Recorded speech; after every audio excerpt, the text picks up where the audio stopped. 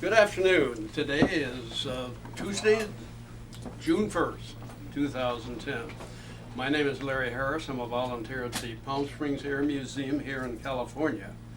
And part of our mission is to record and preserve the history of our military conflicts, particularly in World War II.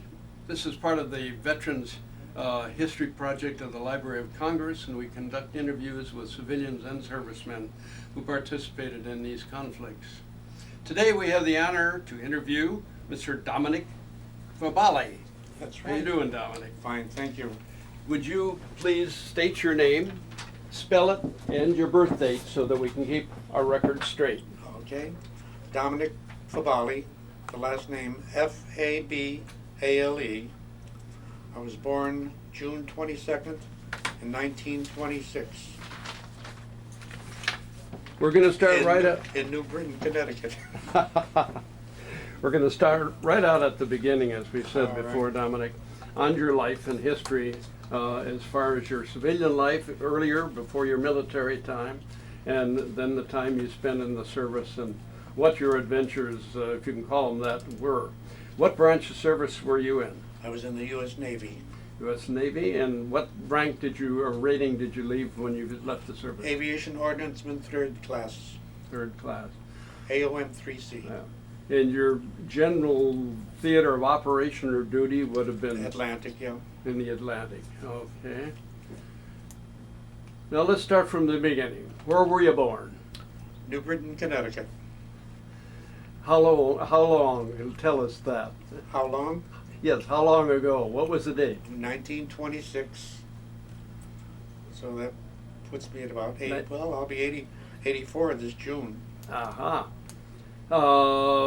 Your parents and so forth, what kind of a background in history did you have as far as family and family Italian life? background. Both my mother and father were born in Italy. My dad came to America in 1914-15 and was drafted into the Army. Therefore, he became a citizen and had my wife and my sister brought over from Italy. And he was in the Army through 1918 and so forth. Did the Italian background influence your life in any particular way as a youth or later on? No, not really. Of course, later on, I finally did get to Italy and found out it was just a wonderful place. Just great. Where did you go to school when you first started out? Went to grammar school in New Britain, Connecticut, and I had a kindergarten teacher that was starting her first year. And then 18 years, no, how many years? Anyway, when I had my first son, he started kindergarten, so he was 10, he started 5 and so forth, and he got the same kindergarten teacher, only this was her last year, she was retiring. Unusual. So that was something, that was, a coincidence that I had her the first year and my son had her last year. Then I went to junior high school in New Britain and the senior high school in New Britain also. After the service I get out, I went to Teachers College for 2 years and then went to an art school in Boston for another 2 years. I got no diploma or anything like that, but those were the times that I had in school. How were your years in high school and so forth as far as what did you do, what were your interests, what was your background in that? I was majoring in mathematics, and then when I went to Teachers College I was majoring in mathematics, but at that time to get into my junior year I had to switch the course because they needed teaching in primary schools and I was majoring in mathematics with secondary schools, so I dropped out. And then I went to art school. Did your parents, they came from Europe, you say, both of them did. What was their childhood and upbringing? Why did they move here? Just for the advantage of coming to the country? The advantage was to come to America. So And they weren't, yeah, since nothing to do with the war directly? No, well, my dad came first, and my uncles and aunts were on their way. They were all migrating to America. Yeah. Mhm. What about your, did you have a car in high school? No, but I got to borrow Dad's car. But during high school, there was the war had started, and gas was a little bit hard to get, so Mhm. had to be careful. Yeah. My dad worked in a Pratt & Whitney, which is an aircraft factory, and he got what they called a B stamp. There was A, B, C, D stamp, which gave him stamps and coupons that he could get a certain amount of Yeah. gas, for travel. But then he used to team up, and we used to get around, getting the gas stuff. What about your time in junior college? Did you have girlfriends? Did you get married early and at an early age, or did you hold off on that? I didn't get married till 1953. I was out of the service, out of school, and everything like that. Mhm.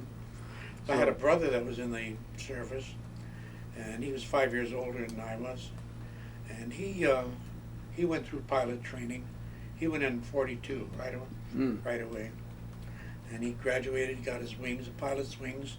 With Air Force? The Air Force in 1943, and he trained and he went to New Guinea. Mm. He spent a lot of time in New Guinea, had 37 missions, and he crash landed in New Guinea. Oh. And he crash landed on September 11th, 1944. September 11th, 1944 was my first day in the Navy. I got to Jacksonville, a boot camp, and I got a wire from my sister saying that John was missing in New Guinea. So anyway, he was missing for 5 days. He was picked up, but I didn't hear about it till almost the end of the month. And my family didn't hear about it either. They got a letter from him said, well, you must have heard about my experiences, And the letter came from Australia. 2 days later, they got a wire from the Army saying that he was picked up. What was he flying? He was flying a B-25. 25s. Yeah. He was in a very famous group there, the Air Apaches. Did you have any sisters? Yes. Yeah. Yeah, she was older. She was the oldest one. Mm-hmm. She was 5 years older than my brother, 10 years older than me. She stayed at home and... Yeah, she had the family, 2 sons. In fact, the first son was born in 1945. So I was already in the service, so I didn't Were you get... active in church activities at all? Yes, a little bit. Mm. Well, after the service, I became a Knight of Columbus, which was pretty active at the time. But then we moved out of the city to suburbs, and the Knights of Columbus there wasn't very active, so I never picked it up again. Okay, let's start from your high school and then just walk it through till you enlisted, because it was quite a few details in there as to how it started. So after you left high school, then what occurred as far as service connection? While I was in high school, I took the V5 test, which was a test for pilot training at the time, and this was 1943, December 43. Came around the school, and a friend of mine and I went down to New York. We took the tests, physical and the written tests. We both passed, but then I was notified that at that time logistics were so high that there were thousands going through the program. They were just taking the top 5% of this group that I was in, about 175, and I was not in the top 5%. So that 2 months later, I got a letter from the Naval Officer Procurement saying that since I had passed the physical and the mental tests, that if I would be interested in a V6 program, which was a combat air crewman training. And I said, yeah, sure. So I went back down to New York. Since I didn't have to take the tests again, they said, okay, we're all set. but I didn't want to go in at that time. This was April, and I said that I'm going to graduate in June, and I'll be 18 in June. Can I go around and get in through selective service? And they said, yeah. So they wrote me a letter, a certified letter, and I went back, and they said, when you register, show them this letter and so forth. There's nothing guaranteed, but depending on your draft board. So I turned 18, graduated, and registered, and went down there. Oh, yeah, no problem, all right. So swore me. Well, they went through. So they assigned me. I went to New Haven on August 15th, and again I said goodbye to everyone, figuring I was going to leave. Well, I got down there. I had the letter and so forth, and they almost put me in the Army. Said, "Oh no, you want to get in the Navy?" So they sent me across the room to Navy man. He said, "Da da da da, okay." So they swore me in as a seaman second class instead of the apprentice seaman that most Navy men would go. So I said, well, I'm ready to go, Well, no, they gave me my orders. My orders were that I would be on inactive duty until I heard from them again. So I went back home after saying goodbye to everyone. What are you doing? So then I finally got my orders to get down in New York again. How long were you on inactive duty? A month. Oh. From August to September 11th. And again, September 11th is that big day for me. So I went down to New York and marched down Madison Avenue with this group of air crewmen. Got onto a cattle car in Pennsylvania Station.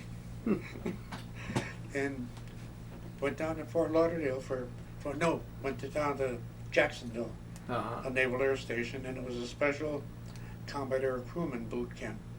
So then I spent my time there. After 8 weeks, I was transferred to Memphis for ordnance school. 16 weeks of ordnance training, taking guns apart, and torpedoes and bombs and mines and everything like that. And then I went back to Florida, to Fort Lauderdale, which was a nice little station. Stood by there for a while, and then transferred to Miami for gunnery school. So we had gunnery school, I had ordnance training, went back to Fort Lauderdale for operational, and that's where I did most of the flying. 16 weeks of operational training, squadron training, torpedo dropping and bombs, and all of the stuff like that.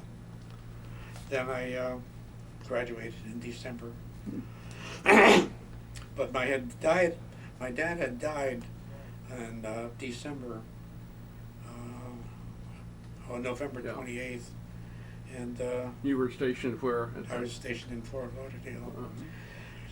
And the Red Cross picked up the wire, because my sister sent me a wire saying that my dad was dying. The Red Cross picked that up.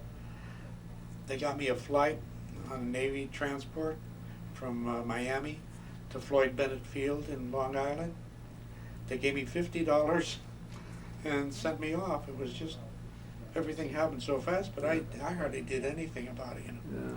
So I got home and he had died already. So I wired for an extension of 5 more days on my leave, and then I went back to Florida.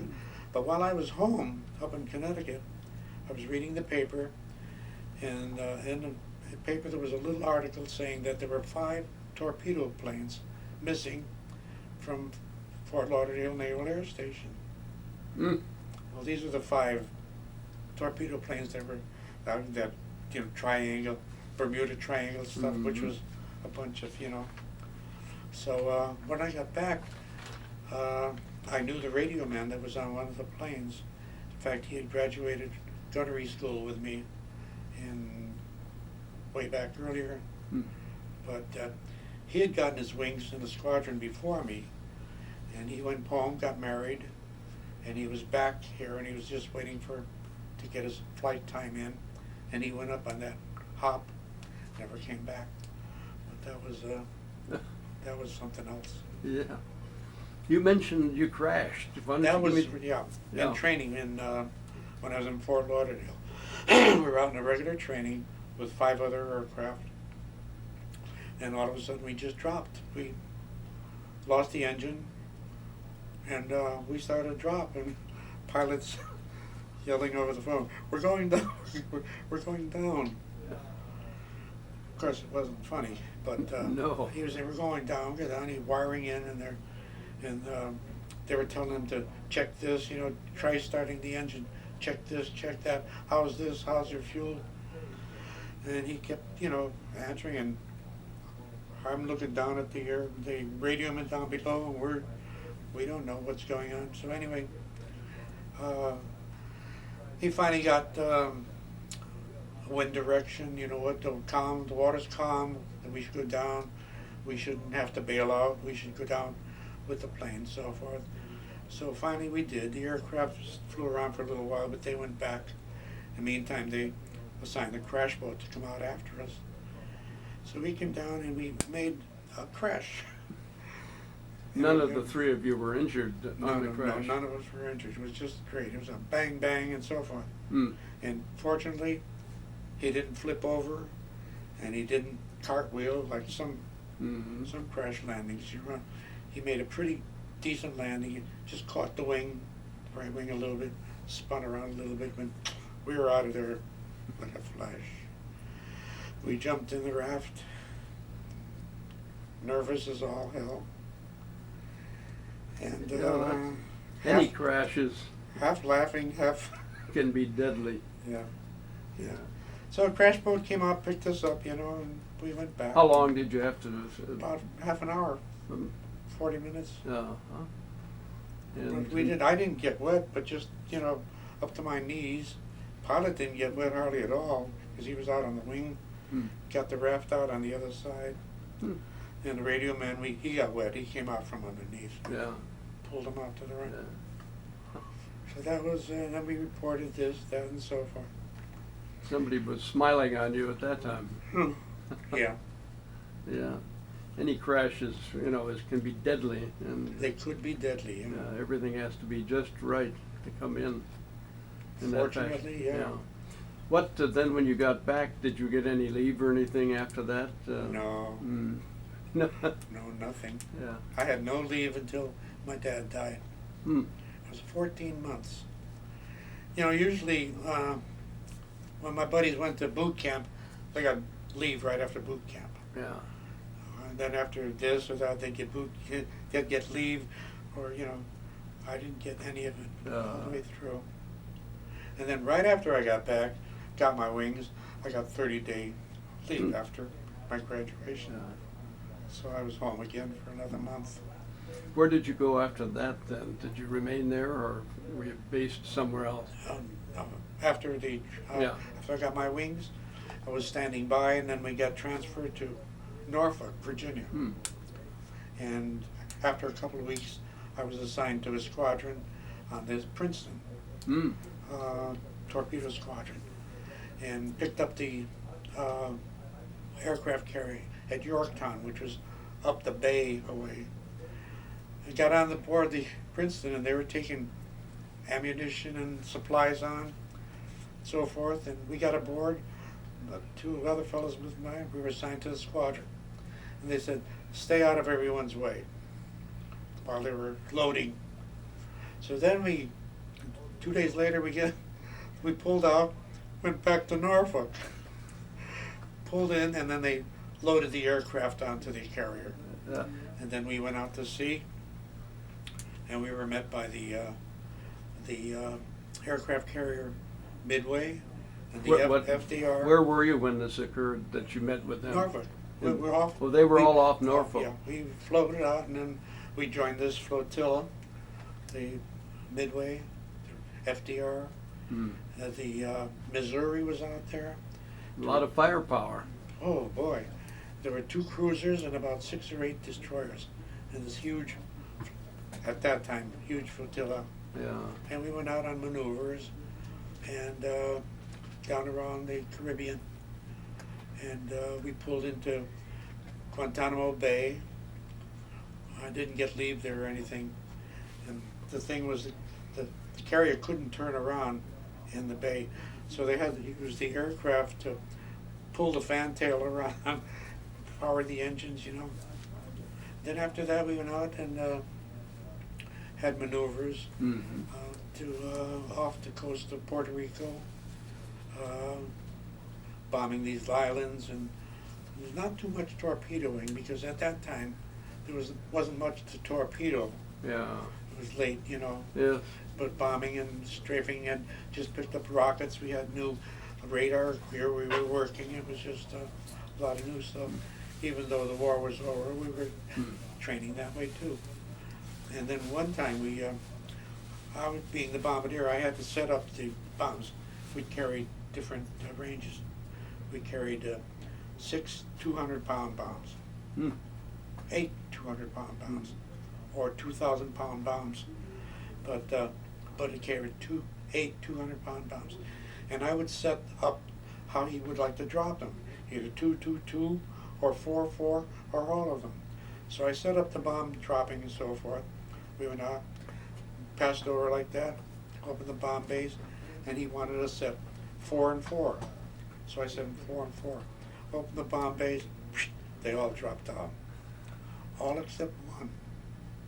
I looked under there, and that thing is hanging like this. And I'm telling him, it didn't drop. He said, well, I wanted 4. I said, I set it up 4 4, but yeah, they all dropped out, whether it was a short circuit or what. So he kept the bomb bays open. He went and tried to rock it out, you know, bomb like that thing was hanging there. So they wouldn't let us land on the carrier because of the loose bomb. So we closed up, and then we were told to go to Roosevelt Roads, which was a naval air station on the eastern tip of Puerto Rico. So we landed there, and a truck came out, you know, opened the bomb bays, looked in, it's hanging there. And funny thing, the ordnance man that was on the truck was one of the young men that I went to ordnance school in Memphis with. Hey, Fabale, what are you doing here? So you get in there, he had jammed in there, so they took the whole shackle out rather than just the bomb. Of course, it hadn't armed itself by that. Just jammed in there, Yeah. it just didn't release, short-circuited the whole thing. So we got out, and my buddy says, let's go to chow. Had a great chow there, fresh vegetables, fresh. It was like just great. Heaven again, huh? Yeah. So then we were ready to take off, and a Corsair from the FDR was also there. So they were told to come back together, you know. So this buddy of mine says, ask the pilot if he'll buzz the field. I said, geez, I don't know if we can do that. So I asked him, he says, well, we'll see. So we took off, and the Corsair took off, flew around, and then we came around, we started to buzz the field, and then the Corsair came by, and he just passed it through, buzzed both fields, spun around. So then we went back to the aircraft carrier. But that was a little something. Did you stay on the Princeton till you? Till it went back, and we were supposed to have a Memorial Day parade over New York. All 3 carriers, you know, some 150 aircraft. Mm-hmm. And as we were coming, the weather turned bad, so they canceled the whole parade.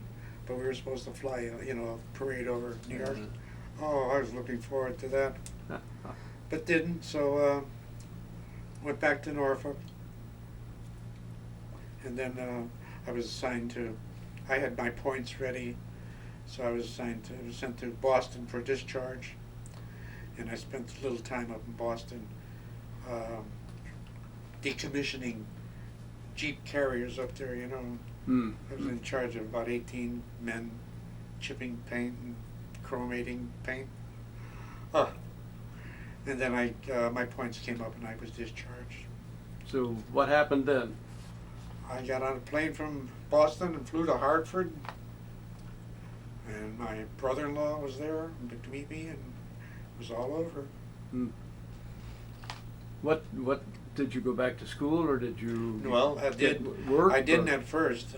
For a little while, they had this 52-20 club, Mm. which was you get 52 weeks of $20 a week for unemployment. Mm-hmm. I got a couple of those, and then I went to school in Boston. No, I went to school at Teachers College in New Britain, which was close by, and I went there for 2 years. And I was majoring in mathematics, and to get into the junior class, they didn't want mathematics. They didn't want secondary. They wanted primary teachers, you know, children from 1 to 6th grade, Mm-hmm. because the boom of the Well, did the you young get, kids. did you get your degree then at that point? Pardon me? Did you get a degree at that time? No, Oh. no. I only had 2 years, Mm. and then I left because I couldn't continue in the mathematics primary.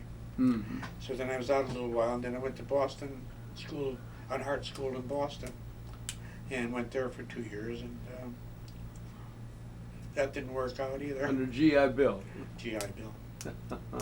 And then I was supposed to go to Italy in 1950, and my mother was there, and she was going to be there for 5 months. June came, and the Korean War broke out, so I couldn't go. Mm. She says, "Don't come, you know. We don't know what the future, what the future will be." So she came home and so forth. So I missed that out. And I got a job around in New Britain, Connecticut, in retailing, and then moved to Manchester, Connecticut, in retailing. And then after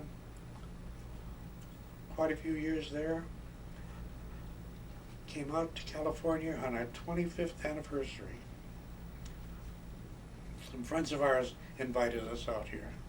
We came out here, and my friends gave my wife and I a 15-day motor trip around, incredible, up the coast, you know, just incredible. How long after you were out of the service did you get married? I got married in '53, so Oh. about 8 years. 8 years. Mhm. And then you retired here. Yeah. No, here. But we came out here.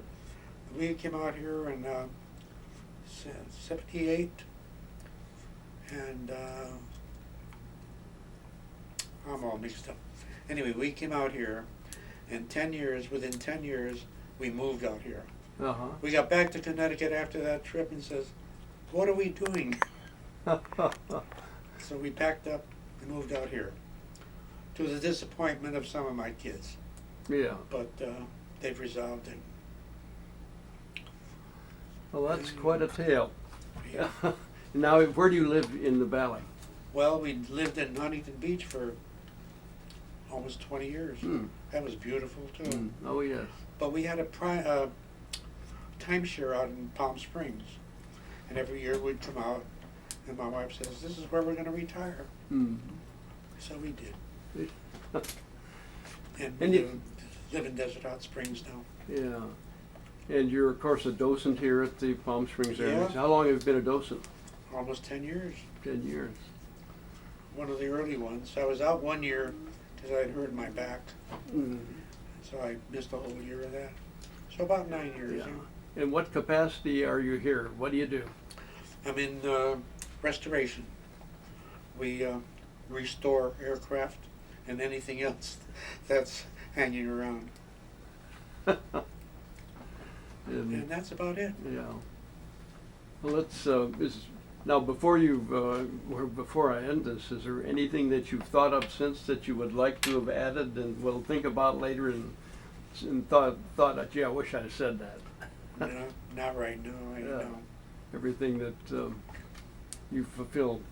Well, we at the Palm Springs Air Museum want to thank you for your service and your devotion to duty and Well, it was for the enjoyable. sacrifices It's that been enjoyable. all of that you did and that you made during those difficult times. And we also want to thank you for giving up your time today to pass this information on. It'll be in a documentary DVD that'll go into Washington, and you'll be famous. No, it's a standard procedure of all of this so that this is documented. And we feel that it's very important that the future generations hear these things and remember them, because who knows when we come around again. So thank you again, Mr. Fabale. And I did get that right? Yes, you did. Yes. And thank you. And we thank you.